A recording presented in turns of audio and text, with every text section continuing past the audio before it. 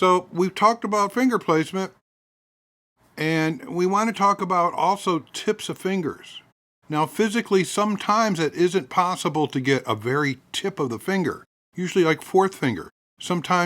But if you learn to play without your tips, then you're really you're setting up for a handicap. Because if you move your hand in the right fashion, you get your wrist out, you can get the tip portions of your fingers, okay?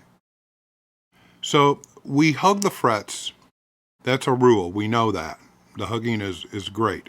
But when you also play on the tip portion of your fingers for chords, we don't flop in and play on the sides of our fingers. It would be a mess.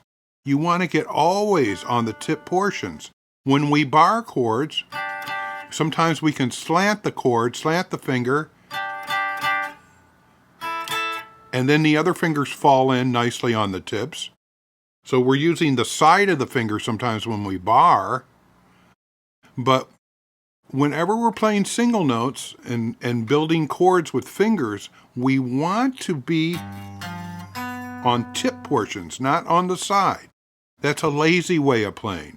And so many people learn guitar and they were never told that, so they play anyway, and they're sloppy, and it's not right. And you need to learn the right way to do things. Tips of fingers is, to me, besides hugging the frets, the second golden rule, okay, of guitar. You've got to have the tip portion of your fingers whenever possible.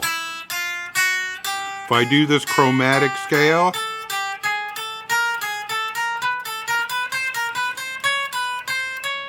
I'm using the very tips. 4, 3, 2, 1, 4, 3, 2, 1. But you have to play slow to analyze your fingers. That's the thing about learning techniques and skills,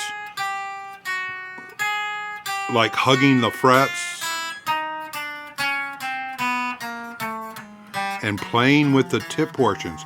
Notice as I'm coming down, my wrist is here, and when I get to the lower strings, my wrist is out here. So I've got this movement.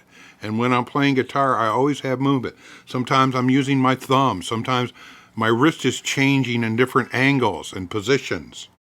And when I'm grabbing notes, I'm grabbing the neck. See how I'm grabbing? So sometimes we grab, so there's different skills, all right? But this lesson is on, hey, it's time for you to improve your playing and get the tips.